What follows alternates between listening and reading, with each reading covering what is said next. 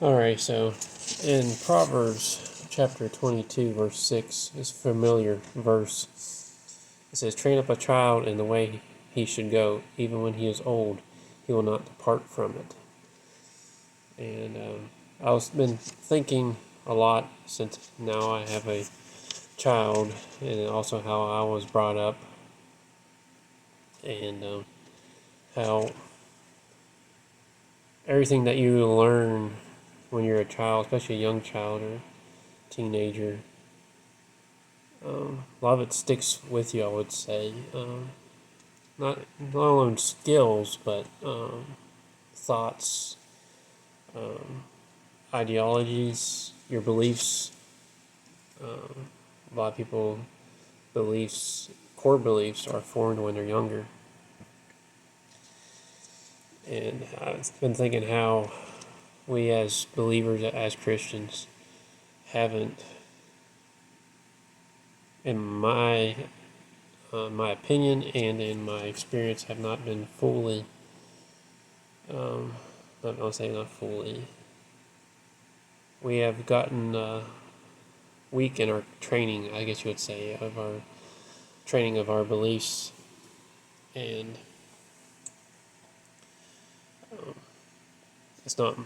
it's generational.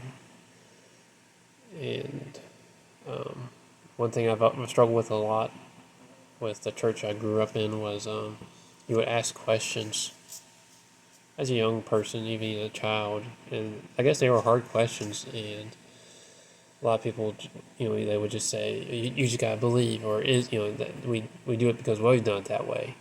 And that always bothered me, even being a kid, because it seemed like you were looking for an adult answer, and you got a childish answer. So I think we as believers need to dig deeper. Times have been tougher than they have been in a while, and several different points and sides. And so we as believers need to solidify and strengthen our beliefs, strengthen our faith, strengthen how we defend our faith.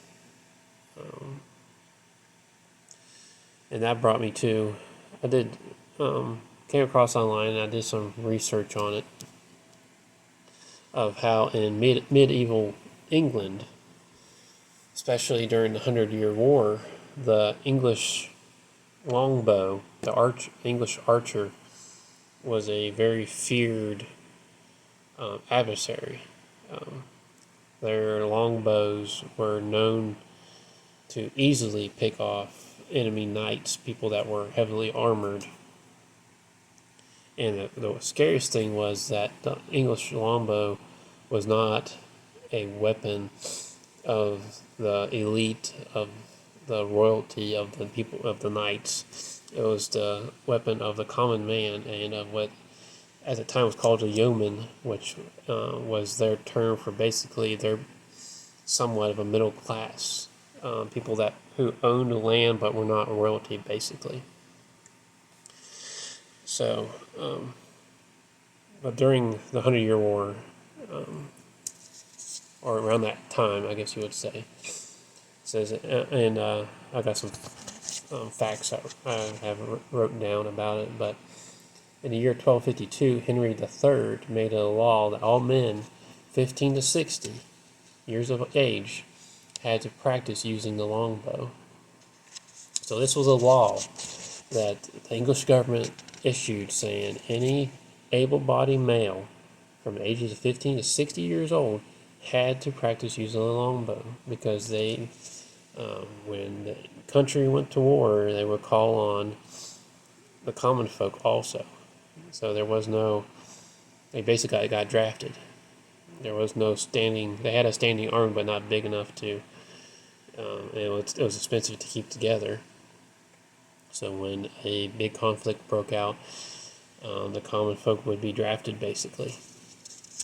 And they were not, most were not, had the finances to supply themselves, let alone the people around them, with proper weapons and armor and whatnot, but they can easily go to war with their longbow and probably their knife and whatnot, and be extremely effective. But anyway, also a little side note over down, it says, if you were too poor, most likely somebody that was borderline servant, borderline a slave at the time, you were still expected to show up with what they call it, halberd and a knife, which a halberd was a type of axe.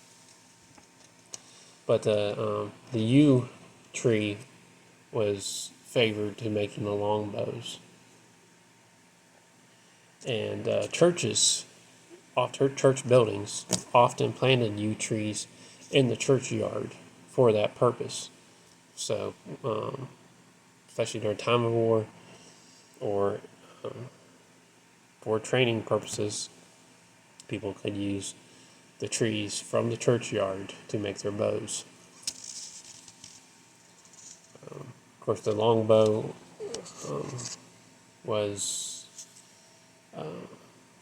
used previously beforehand, before it was made famous in basically in the 100-Year War. It is said that it was even used in prehistoric times, and also the Welsh, I guess the type of bow that became the English longbow, the Welsh were the first ones to actually design that type of bow. It's just like we hear the word, for us Americans hear the word Kentucky long rifle. It was actually a Pennsylvania long rifle, but Daniel Boone, I think, is the one that kind of made it famous, being in Kentucky, and was used often in Kentucky on what was that at that time called the frontier. Anyway, so it was made law that once a week, every able-bodied male basically had to practice a longbow. And the longbow at this time was anywhere between, the pull weight of the longbow was anywhere between 80 to 200 pounds.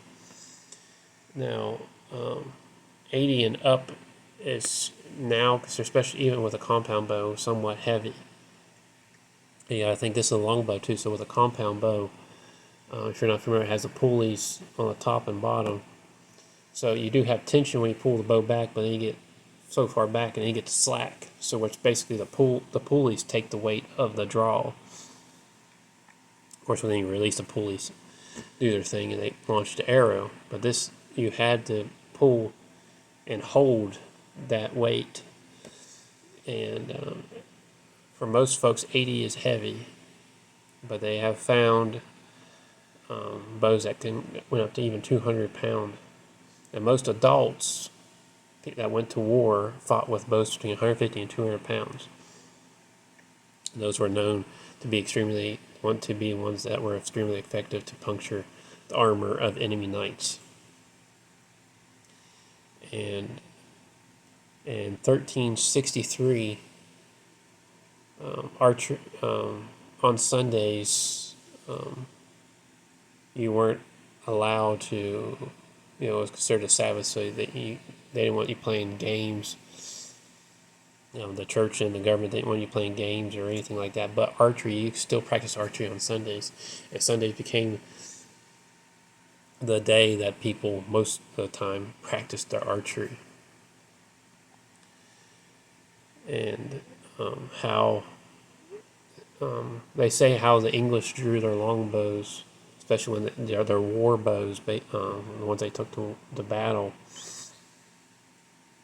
they would not pull back as we traditionally think of using their strong hand and pulling back, but they would actually, what they say is, hold the string and push the bow away and lean their body into it. That's how they were able to pull such a heavy weight, that they actually leaned into the bow and not just pull on it. But all that being said, I thought it was a good, I guess basically a good metaphor, a good story of how, from a young age, the English taught their children how to go to war. And the 100-Year War, course, lasted over 100 years, I believe.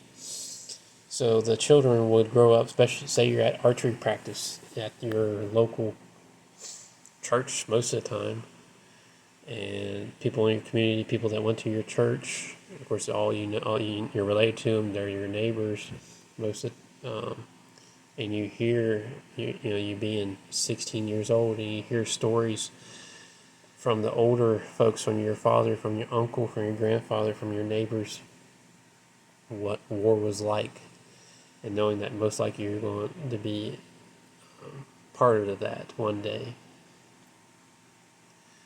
and how that was part of their life, was they were prepared from a young age. And I was thinking how we as believers, we as the church as a whole, church by the means church, not a building, but as believers, as a group, have not properly prepared ourselves and then the upcoming generation for battle, for spiritual battle, or the battles that are coming our way. You can't live life and not come across battles, and we are doing our disservice to ourselves and future generations by not being prepared to do that battle and prepare at a young age. And it bothers me when I see such watered down things online and things that are preached in person to people that are supposedly been going to church their whole lives. Is it good to return to basics? Of course. But that's what we shouldn't live there. We need to continually push ourselves, and we're doing that to push ourselves out into battle. They say now that they can tell when archaeologists come across skeletons from that era, the medieval English era, which of those people were archers that regularly practiced with their bow, and their bodies were formed differently because they did from such a young age that their left arm, one that held the bow out, had bone spurs, basically little tiny growths on their bones, and they were formed differently. And sometimes one arm would be longer than the other, or how their shoulders were, and they were able to tell that those were the people that were archers. That they did it so often and such from a young age and for so long that it shaped them. It became part of their identity. And I was thinking how, have I allowed my belief to shape me, to become a part of me, a part of my identity, so when I walk, people, do they think there's something different about me in a good way? Right now, probably not. If I'm going to be honest, the way I speak, and in some odd way, if somebody was to dig me up in 500 years or so, would they be able to tell that I was different in a good way? I don't know, but circling back to it, we need to prepare ourselves and prepare generations to be able to do battle and talk to them about doing battle. So we have to do battle ourselves so we can talk about the battle with other people, just like I'm sure they did when they were at their archery practice at church. And it was very real, very raw, and it was needed. So let's practice ourselves, practice together, and get stronger, because we can't afford to be weak anymore. So if you watch the whole video, I appreciate it. Of course, liking and subscribing to the channel helps. Thank you for your time.